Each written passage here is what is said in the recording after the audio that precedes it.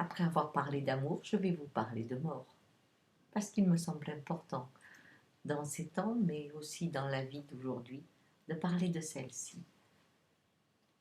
Il me semble que notre société se trompe de cible et que le messager devient un bouc émissaire beaucoup trop important.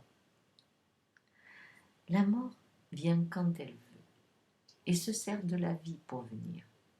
Parfois avec un chauffard qui écrase votre enfant, avec un tremblement de terre, avec une bactérie, avec une maladie. La mort utilise tout ce que la vie met à sa portée pour vous atteindre à un moment donné, à votre moment, car la mort est toujours à l'heure. Si vous donnez du poids au messager, alors la mort va être très difficile à supporter. Par exemple, dans ces kamikazes ou ces gens qui ont attenté à la vie de tant de jeunes personnes, si vous leur donnez du poids, vous allez dans une grande souffrance, beaucoup plus grande que celle que déjà la mort vous donne. La mort a choisi de passer par eux, parce que c'était leur temps, leur heure. Quand la maladie vient et prend l'enfant que vous aimez, ou l'homme que vous aimez, ou la femme que vous aimez, c'est pareil. Ne donnez pas du pouvoir au médecin, au chirurgien. Ne donnez pas du pouvoir à cette maladie qui aurait pu être guérie. La mort, ça n'est servi, parce que c'était son heure.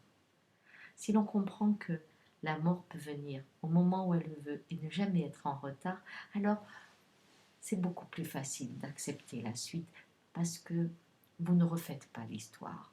Vous dites juste, c'était le moment.